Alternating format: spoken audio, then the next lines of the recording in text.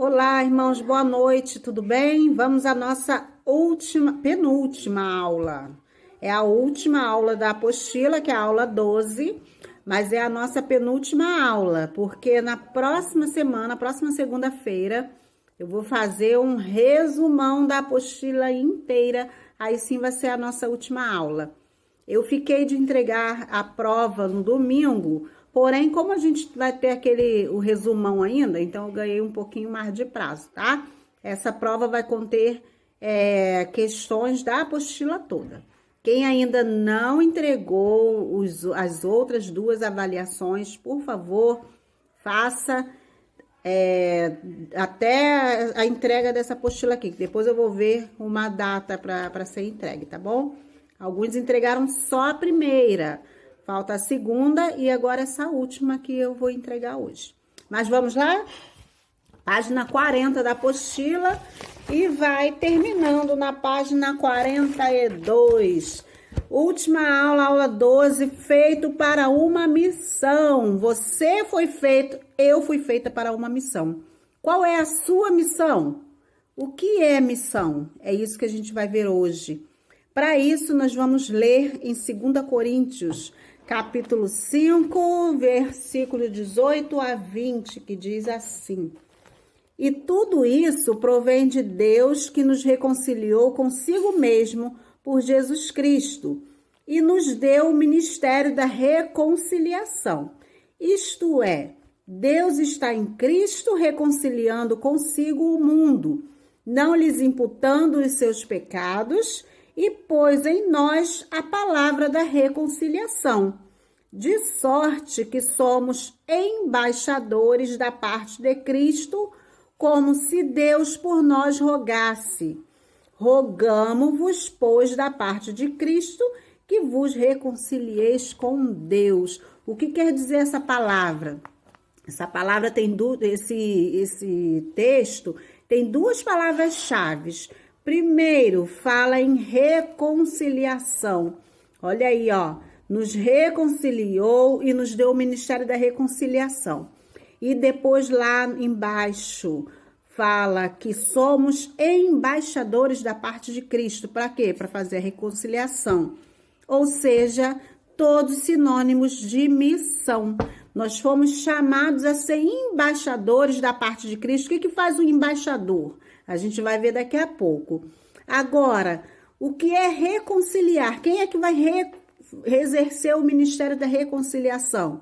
Somos nós, como missionários, com uma missão.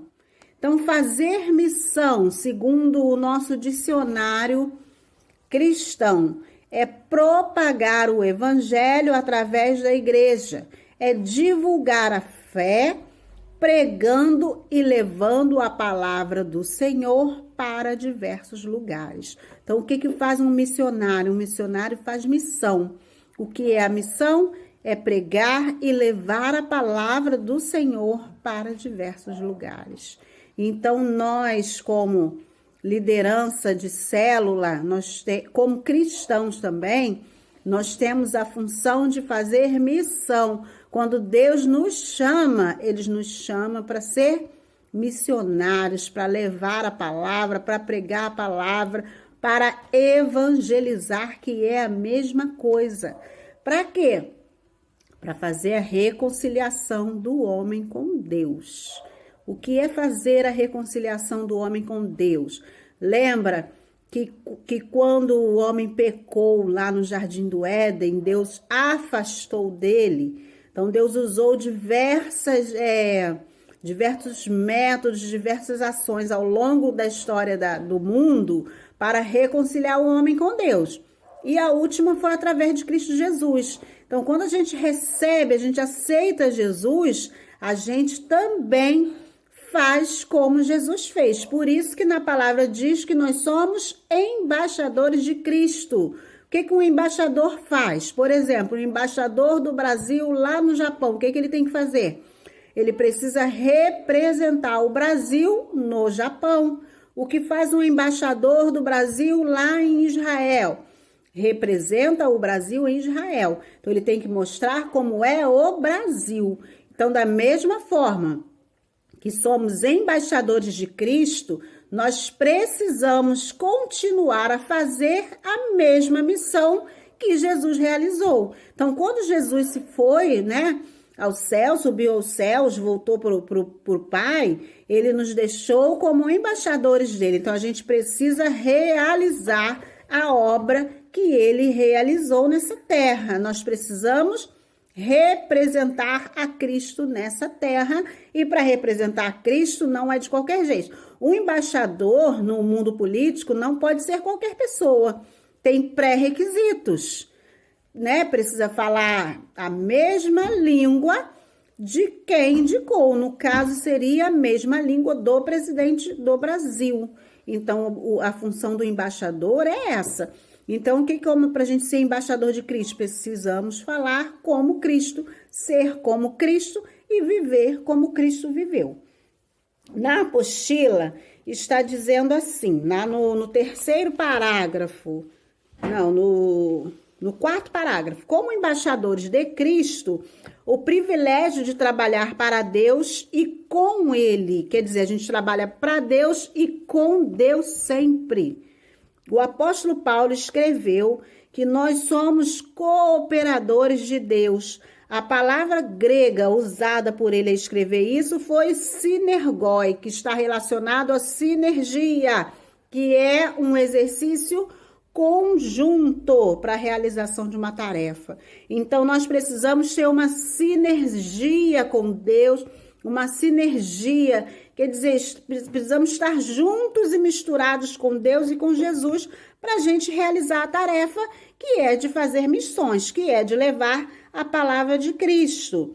O fato de sermos cooperadores de Deus, trabalhando em sinergia com Ele, quer dizer que o nosso trabalho juntamente com Ele realmente é relevante, fazendo com que a obra de Deus tenha um cumprimento a alcances maiores. Então, ao invés de a gente ficar só na igreja, só com as pessoas que vão à igreja para ouvir a palavra, se a gente vai para campo, né? O ir para campo não é só você ir para a Índia, você ir para a Alemanha, você ir para o Nordeste, não é isso. A gente pode ser missionário indo para campo na nossa vizinhança, no nosso bairro, no nosso trabalho. Então, o ir a campo é sair da igreja, vamos dizer assim. Então, a palavra de Deus tem alcances maiores nesses casos. O que a gente faz para Deus, é eterno e maior do que qualquer outra coisa. Jesus disse: não acumulem para vocês tesouros na terra, onde a traça e a ferrugem destroem, e onde os ladrões arrombam e furtam.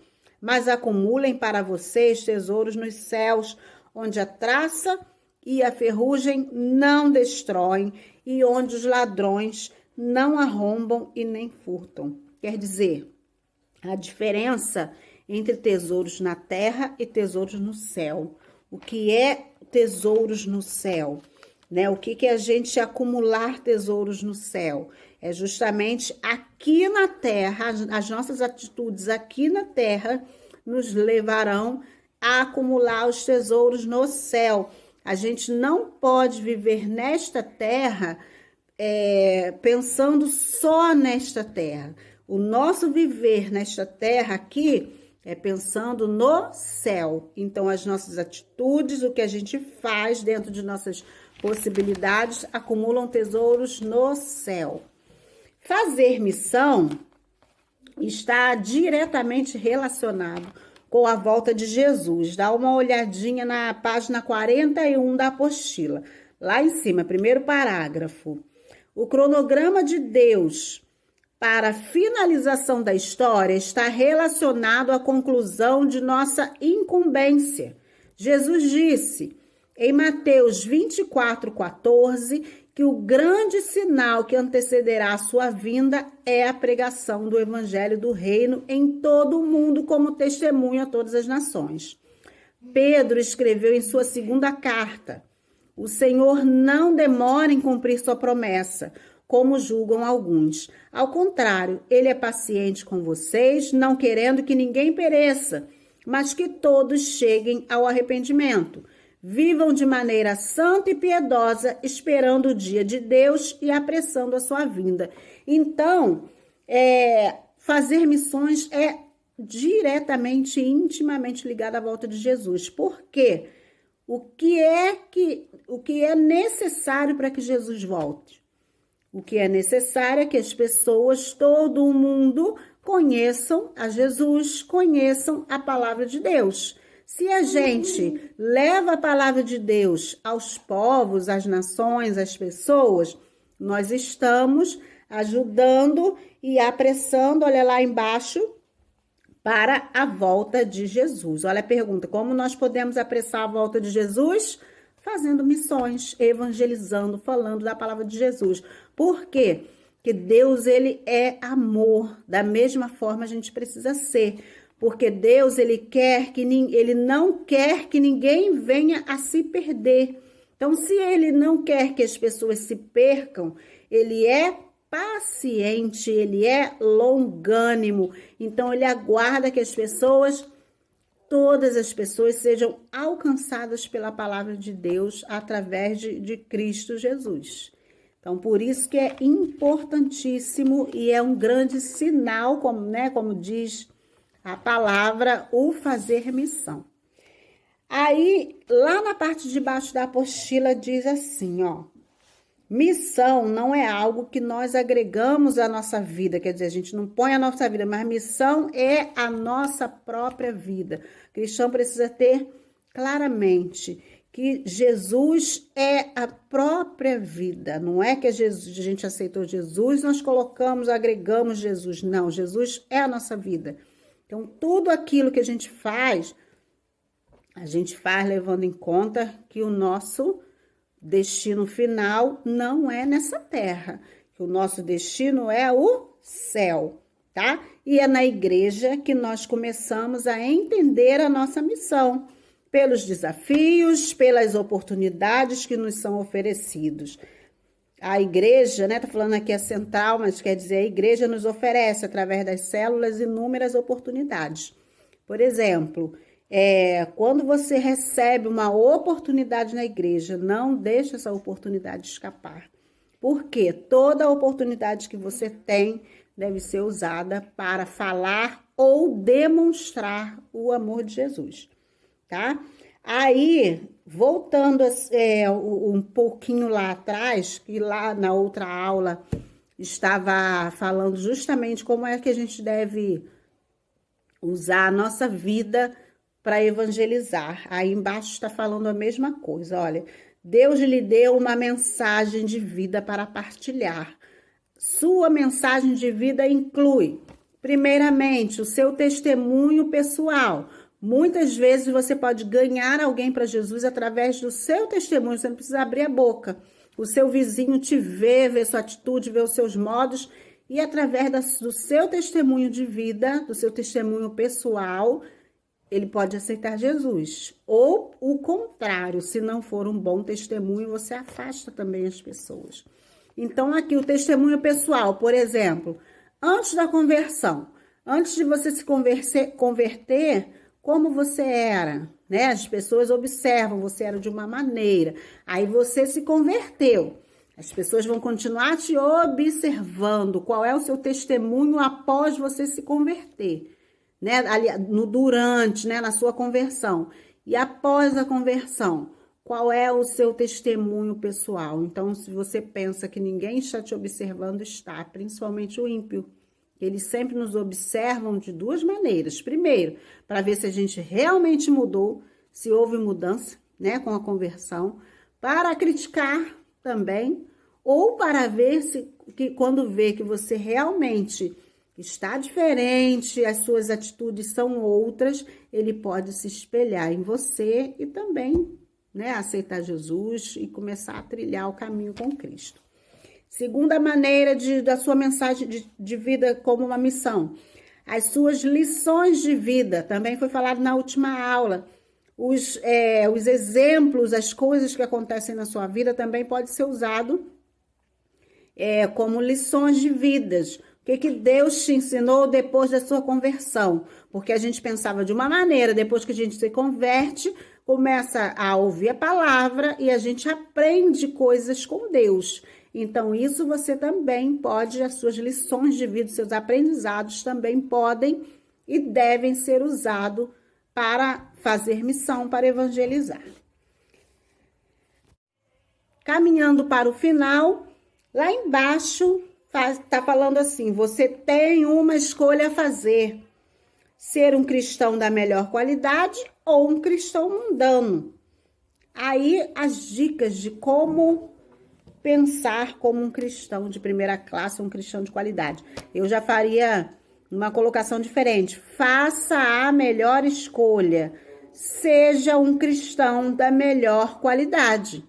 Seja um cristão de primeira classe. O que é um cristão de primeira classe ou um cristão da melhor qualidade? Ou um cristão de verdade, né? Que a gente fala lavado e remido no sangue de Jesus, transformado. Primeiro, seja altruísta. O que é ser altruísta? É ter amor ao próximo. A primeira coisa, ame a Deus sobre todas as coisas e ao próximo como a si mesmo. Então, você tem que amar a Deus, você tem que amar a si, você tem que amar o próximo. Então, primeira dica para ser um cristão de primeira classe. Ame ao próximo, não seja egoísta, não pense só em você, ajude o seu próximo. Segundo, raciocínio de forma global. O seu raciocínio tem que ser pensar no todo e não só em você e nos seus, por exemplo. Às vezes eu faço algo, estou pensando só em mim e só na minha família. Ah, isso vai ser... Não, a gente tem que pensar sempre no todo, porque todos importam para Deus. E se você é a imagem e semelhança de Cristo, então todos também têm que importar para você. Terceiro, tenha perspectiva eterna. É aquilo que eu já falei. Não se apegue ao imediatismo, ao agora. As nossas atitudes devem sempre ser pensando na vida eterna. Se você aceitou Jesus, o que você escolhe? Você escolhe ir para o inferno? Não. Você caminha com Jesus por quê? Porque você quer ir para o céu. Então, as suas atitudes, as suas perspectivas, os seus pensamentos têm que ser os pensamentos da eternidade. Tudo que a gente faz agora vai arrebanhar tesouros para o céu. Não é tesouros para agora, onde a traça e a ferrugem pode consumir, né? Mas é o tesouro eterno. Número 4. Pense em formas criativas de cumprir a sua missão. O que eu vou fazer hoje para falar de Jesus para alguém? Então, eu vou arrumar alguma estratégia para falar de Jesus. Então, se você falar de Jesus para uma pessoa todo dia, você já está cumprindo a sua missão. E na célula? Que estratégia eu vou utilizar na minha célula para falar de Jesus? Porque na célula tem o novo convertido, tem o convidado que às vezes não é crente, mas também tem o membro da célula que já é cristão. E a gente está sempre aprendendo. Eles também precisam aprender. Pode ter 30, 40, 50 anos de evangelho. Precisa também aprender. Então, pense em formas criativas de cumprir o seu compromisso como cristão. E, por último e não menos importante, lá na última folha está: entregue-se aos propósitos de Deus para a sua vida. Se entregue aos propósitos de Deus para a sua vida. Não se amarre, não fique preso aos dogmas, não fique preso a costumes. Entregue-se aos propósitos de Deus para a sua vida. Lá, em uma das aulas, a gente já viu para você orar e você procurar saber quais são os propósitos de Deus, né? Qual é o seu chamado. E você se descobriu? Se entrega a Ele. Faça o que Deus te chamou para fazer, tá? Tem umas 5 perguntinhas aí que são de reflexão, verdadeiramente. Lembra da autoavaliação, do autoexame, que eu sempre falo que de tempo em tempo a gente precisa fazer?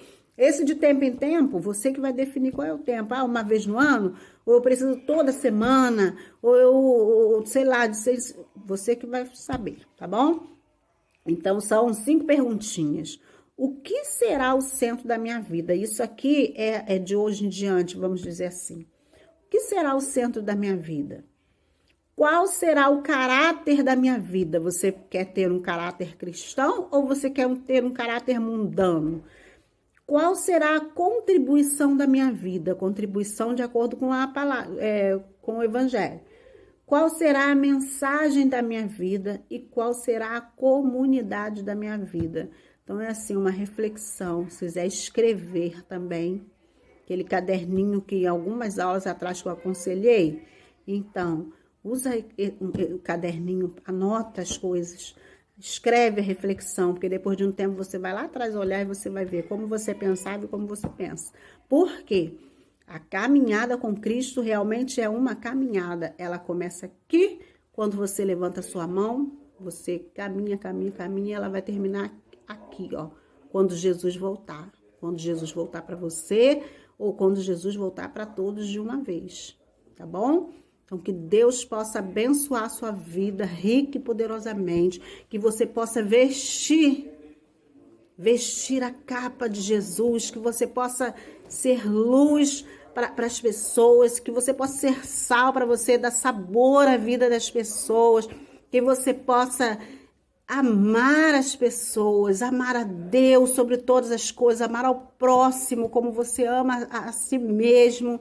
Se você não se ama, você passe a se amar, porque isso também é ordenança de Deus, a gente precisa se amar e transmita a palavra de Jesus para todas as pessoas que você puder, para sua família, para os seus vizinhos, para os seus amigos de trabalho, para quem você não conhece na rua. Não perca a oportunidade de falar de Jesus, porque aí sim você vai ser, além de um líder de excelência, você vai ser um servo de Deus real e verdadeiro, tá bom? Que Deus abençoe a sua semana, que seja uma semana de paz, de felicidade, de saúde, uma semana abençoada na presença de Deus. Até a semana que vem no nosso aulão. Vou fazer um resumão, não sei como, mas vai sair. Tchau.